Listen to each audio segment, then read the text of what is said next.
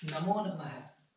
स्वागतम संस्कृतम की इस रोचक दुनिया में। तो स्वागत है आपका संस्कृत की इस रोचक दुनिया में कि आज हम जानेंगे कि संस्कृत जो भाषा है उसकी शुरुआत कैसे हुई और कैसे कब हुई और संस्कृत जो है क्या। संस्कृतम इसकी जननी, संस्कृत जो इसके जनक, संस्कृत भाषा जो है इसके उदाहरण, संस्कृत जो है इसके प्रकार, संस्कृत के क्षेत्र और संस्कृत का इस नेचर में, इस प्रकृति में क्या योगदान है। पहली बात करें तो वो है संस्कृत जो है इस एक भाषा है और भाषा की जो शुरुआत होती है वो हमेशा बोलचाल के माध्यम से होती है। कैसे होती है?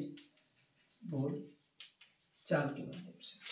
और कब की अगर बात करें तो संस्कृत जो है ये विश्व की सबसे प्राचीनतम भाषा है जो कि लगभग 1500 ईसा पूर्व में आई थी, ये कहा जाता है। ठीक है। और संस्कृत जो है, अब अगर मैं बात करूं, ये सम प्लस कृत, सम जो है ये उपसर्ग है और यहाँ पर कृत धातु से बना हुआ है। मतलब इसका एक अर्थ होता है संस्कार की गई, जिसका संस्कार किया गया हो। ठीक है। संस्कृत भाषा जो है ये है आधुनिक जो भाषाएं हैं इनकी जननी कहा जाता है संस्कृत भाषा को। उदाहरण अगर हम देखें तो दो लड़के थे, एक का नाम था राम, एक का नाम था श्याम। अब वो एक दूसरे से मिलते हैं कैसे, अब देखते हैं। मैं राम हूं और एक श्याम है। मान लो मैं राम हूं और ये श्याम है। अब हम बात करते हैं तो मैं गया नमो नमः, एक राम है एक श्याम है और मैंने कहा नमो नमः, तो सामने कहा नमो नमः। तो मैंने पूछा भवतः नाम किम, मम नाम राम अस्ति, भवतः नाम किम, मम नाम श्याम अस्ति। इस तरह होती है संस्कृत की शुरुआत। ये चीजें अगर बात करें कि संस्कृत भाषा के जो जनक हैं वो कौन है, तो पाणिनि, क्या नाम है? पाणिनि जो है संस्कृत भाषा के जनक माने जाते हैं। संस्कृत भाषा को देव भाषा का नाम दिया गया है। संस्कृत भाषा की अगर हम बात करें, जैसे शुरुआत कहें या इसके प्रकार, तो वो है, एक है वैदिक संस्कृत और दूसरी होती है उत्तर संस्कृत। उत्तर संस्कृत, इसी में आया लौकिक।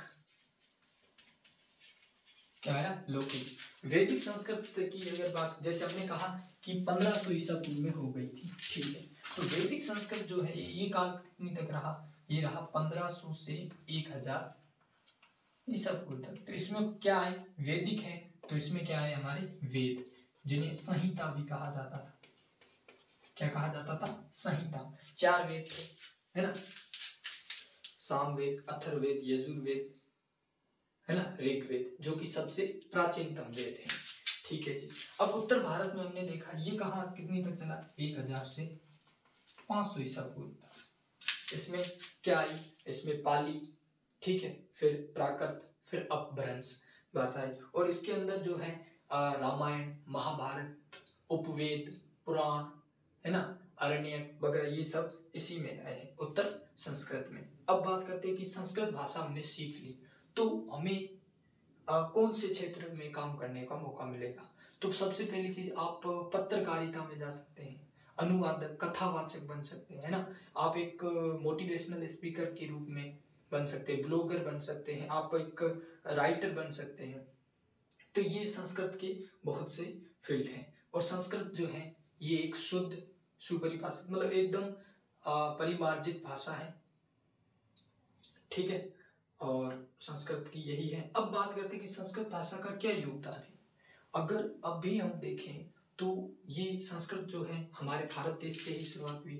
तो भारत में अब लोग क्या आए कि संस्कृत का जो योगदान है इस प्रकृति में, तो वो अमूल्य सा है। क्योंकि अगर हम ये संस्कृत की बात करें तो वो हमारे देश से ही स्टार्ट हुई, और अब धीरे धीरे ये हो रहा है कि हम इस भाषा को थर्ड लैंग्वेज की तरह यूज करके, तृतीय भाषा कहते हैं इसको हम, और धीरे धीरे भूलते जा रहे हैं, जो कि बहुत ही बड़ी गलती है। क्योंकि इसी भाषा को सभी आधुनिक भाषाओं की जननी कहा जाता है, क्योंकि इसी भाषा से सभी भाषाओं का होना, ठीक है, आविष्कार।